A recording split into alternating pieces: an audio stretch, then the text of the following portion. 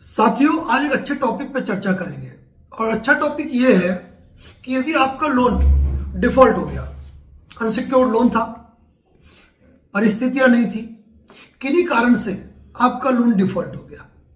Loan default होने पर company ने आपके खिलाफ सेक्शन 25 की कार्रवाई की, 138 एनआई एक्ट की कार्रवाई की, रिकवरी एजेंट्स आपके घर पर आए, काफी प्रयास किए, लेकिन किसी भी रूप से कंपनी आपसे राशि की रिकवरी नहीं कर पाई, क्योंकि रिकवरी तो तब होती जब आपके पास पैसा होता। आपके पास पैसा ही नहीं है और इस परिस्थिति के अंदर आप न तो लोन की ईएमआई भर पाए, न लोन का निस्तारण कर पाए। अब ऐसे मैटर के अंदर जब आप लोन डिफॉल्टर हो चुके हैं, आपका लोन एनपीए हो चुका है या आपका लोन राइट ऑफ में जा चुका है और ये लोन अनसिक्योर्ड है, उस लोन पर कोई सिक्योरिटी नहीं है कि बैंक उस लोन पर कार्रवाई करते हुए आपकी किसी अचल संपत्ति को अपने कब्जे में ले ले और उससे राशि की रिकवरी करे। इस मैटर में आपने चूंकि प्रायर नोटिस भी भेजा था, रिकवरी एजेंट्स के लिए आपने इंटीमेशन लेटर भी तैयार किए थे। सेक्शन 25 जैसा कि आप जानते हैं कि लंबा चलता है और बैंक का लोन एनपीए हो चुका है। बैंक अपने डिफॉल्टर की संख्या को कम करना चाहता है, अपने एनपीए की संख्या को बढ़ाना नहीं चाहता है। एनबीएफसी ने आपके खिलाफ आर्बिट्रेशन की कार्रवाई की, लेकिन जनता अवेयर हो चुकी है। आपने टाइमली आर्बिट्रेशन ऑब्जेक्शन फाइल कर दिया, बावजूद आपको फर्स्ट हियरिंग, सेकंड हियरिंग के नोटिस आते रहे और आपने हर नोटिस का जवाब, हर नोटिस की आपत्ति, पूर्व में दी गई आपत्ति के ब्यौरे के साथ आपने आर्बिट्रेटर को भेज दी। अब एनबीएफसी बैंक कंपनी कितना भी चाह ले, लेकिन आर्बिट्रेटर तो विधिवेत्ता है, कानून का ज्ञाता है, या तो वकील है या फिर फॉर्मर जज। ऐसी स्थिति में कोई भी पूर्व न्यायाधीश या कोई भी एडवोकेट जो कानून की गहन जानकारी रखता है, वह यह जानता है कि यदि मैंने आर्बिट्रेशन अवार्ड पास कर भी दिया तो यह आर्बिट्रेशन अवार्ड एग्जीक्यूट नहीं हो पाएगा, क्योंकि मध्यस्थता अधिनियम के अंतर्गत दोनों पक्षों की सहमति अनिवार्य थी मध्यस्थ नियुक्त करने के लिए।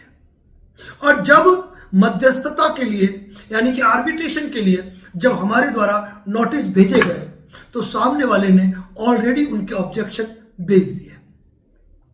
ऐसी कंडीशन में यदि मैं उन आपत्तियों को रिकॉर्ड पर लेकर अवार्ड पास करता हूं तो अवार्ड पास ही नहीं कर पाऊंगा, और यदि उन आर्बिट्रेशन ऑब्जेक्शन जो भेजे हैं यदि मैं उसको रिकॉर्ड पे नहीं लेता हूं तो कल जब एग्जीक्यूशन होने के लिए जब ये कोर्ट में जाएंगे तो सामने वाला बंदा जो लोन डिफॉल्टर है, जो कि रेस्पोंडेंट है, वह उन तमाम साक्ष्य को लेकर कोर्ट में जाएगा तो मेरे नाम पर सवाल खड़े होंगे, मेरी आर्बिट्रेटर ट्रिब्यूनल पर सवाल खड़े होंगे और ये बात सामने आएगी कि मैं कानून का पालन करता ही नहीं हूं। ऐसी स्थिति में आर्बिट्रेटर कभी भी आपके खिलाफ अवार्ड पास नहीं करेंगे और किसी कारण से एनबीएफसी कंपनी के दबाव में या हितबद्ध होकर उन्होंने कोई अवार्ड पास कर भी दिया तो अवार्ड एग्जीक्यूट नहीं हो पाएगा।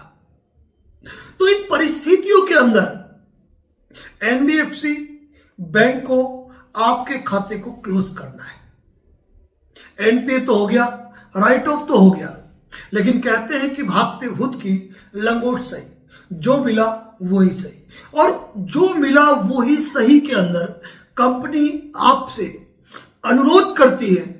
मैं कहूंगा कि अनुरोध ही कहूंगा, क्योंकि जब सारे विकल्प खत्म हो जाते हैं तो बचता क्या है? सिर्फ और सिर्फ सेटलमेंट। और इस सेटलमेंट प्रोसेस के लिए जब एनबीएफसी कंपनी लोन डिफॉल्टर से को सेटलमेंट का ऑफर देती है, मान लीजिए आपका लोन 1 लाख का था, कंपनी ने सोचा अब करूं क्या, उन्होंने आपको 25,000 रुपए सेटलमेंट अमाउंट बताया, लेकिन आपके पास 1 रुपया नहीं है। 25,000 तो छोड़िए, 1 रुपया नहीं है। अब ऐसी स्थिति में आप कहते हैं सर क्या करना चाहिए जब कंपनी सेटलमेंट का ऑफर देती है, हमारे पास पैसा नहीं है। अब पैसा नहीं है तो सेटलमेंट होगा नहीं। पहली बात तो मैं ये कहूंगा, कभी भी सेटलमेंट की बात हो तो सेटलमेंट लेटर लो। बिना सेटलमेंट लेटर लिए और बिना सेटलमेंट लेटर को वेरीफाई कराए कभी भी सेटलमेंट पर आगे नहीं बढ़े। अक्सर कई दर्शक फोन करते हैं कि सर हमने सेटलमेंट अमाउंट जमा करा दिया था, उसके बावजूद भी कंपनी वसूली कर रही है, कार्रवाई कर रही है, तो इसका मतलब यही है कि फेक सेटलमेंट हुआ था, आपने कंपनी से वेरीफाई नहीं कराया, कंपनी का अधिकृत सेटलमेंट नहीं था, रिकवरी एजेंट ने आपको धोखे से करवा दिया।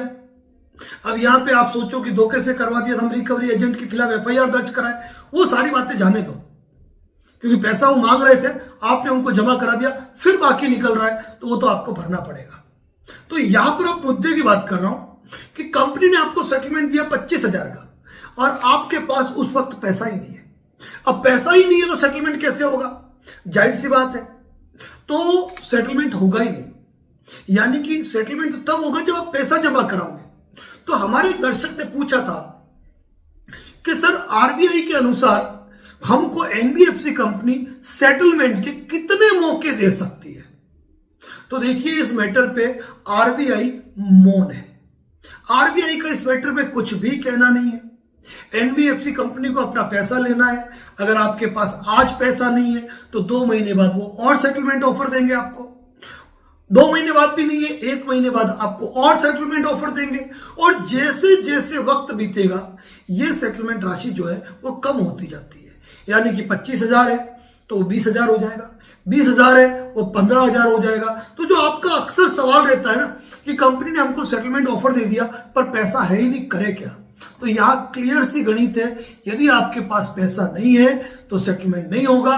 कंपनी को अगली बार, नहीं तो उसके अगली बार, नहीं तो अगली बार आपको और सेटलमेंट ऑफर करना है। लेकिन यह ध्यान रखिएगा, जब भी आप सेटलमेंट करें ना तो कंपनी के सेटलमेंट लेटर ले और उसको वेरीफाई कराए। बिना लेटर सेटलमेंट के आपको कोई भी सेटलमेंट एग्जीक्यूट नहीं करना है और कोई राशि जमा नहीं करानी है।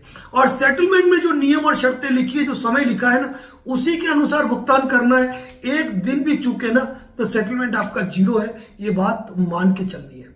साथ ही इसी तरह हमने एक बार जानकारी दी थी कि आरबीआई ने के अनुसार कितनी ईएमआई भरना जरूरी है, वो वीडियो भी इसी चैनल पे पोस्ट है, आप देख सकते हो।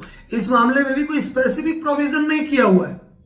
तो ऐसे यूनिक कंटेंट, यूनिक जानकारियां आपको advocate Narendra Joshi and associate पर देखने को मिलती है। तो चैनल को सब्सक्राइब करें, फेसबुक पर देख रहे हैं तो फॉलो जरूर करें, और यदि आपका कोई मित्र, चिर परिचित, रिश्तेदार यदि लोन के दलदल में धंसा हुआ है ना तो उनको ये वीडियो जरूर शेयर करें। और इसी प्रकार के यूनिक कंटेंट देखने के लिए एडवोकेट नरेंद्र जोशी पर बने रहे। और आपके मन में भी कोई यूनिक सवाल चल रहा हो ना तो कमेंट बॉक्स में लिखें, हम कोशिश करेंगे जितना जल्दी हो सके आपके लिए उस पर अपना वीडियो जरूर पोस्ट करेंगे। धन्यवाद। जय हिंद, जय भारत, जय मेवाड़।